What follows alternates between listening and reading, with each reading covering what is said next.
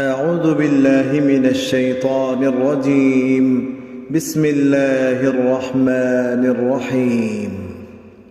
هل أتى على الإنسان حين من الدهر لم يكن شيئا مذكورا إنا خلقنا الإنسان من نطفة أمشاج نبتليه فجعلناه سميعا بصيرا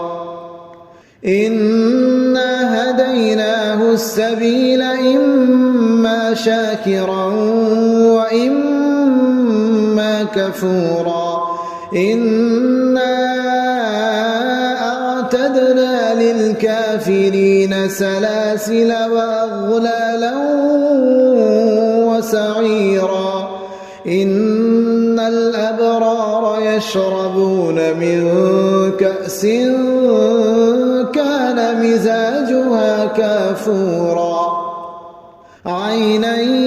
يشرب بها عباد الله يفجرونها تفجيرا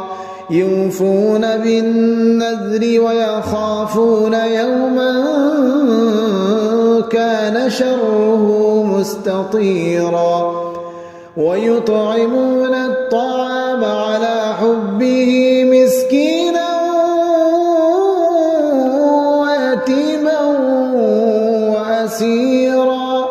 إنما نطعمكم لوجه الله لا نريد منكم جزاء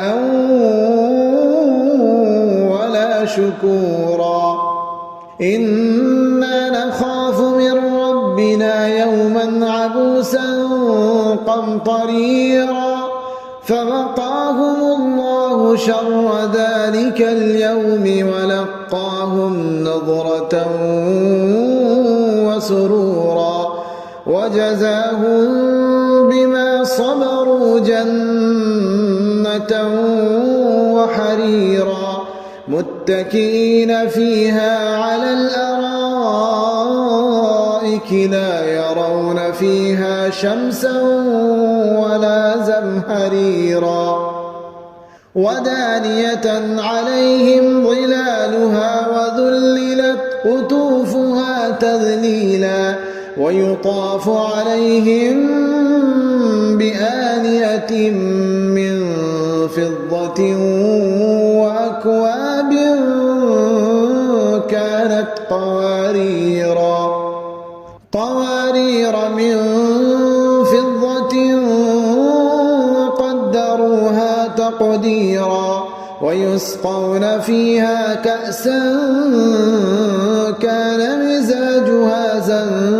زنجبيلا عينا فيها تسمى سلسبيلا ويطوف عليهم ولدان مخلدون إذا رأيتهم حسبتهم لؤلؤا منثورا وإذا رأيت ثم رأيت نعيما وملكا كبيرا عاليهم ثياب سندس خضر واستبرق وحلوا أساور من فضة وسقاهم ربهم شرابا طهورا إن هذا كان لكم جزاء وكان سعيكم مشكورا إنا نحن نزلنا عليك القرآن تنزيلا فاصبر لحكم ربك ولا تطع منهم آثما أو كفورا واذكر اسم ربك بكرة وأصيلا ومن الليل فاسجد له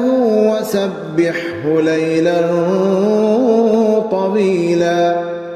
إن هؤلاء يحبون العاجلة ويذرون ويذرون وراءهم يوما ثقيلا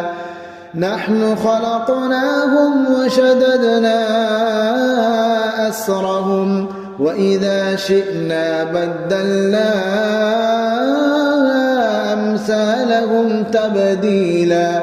إن هذه تذكرة فمن شاء اتخذ إلى ربه سبيلا وما تشاءون إلا أن يشاء الله إن الله كان عليما حكيما يدخل من يشاء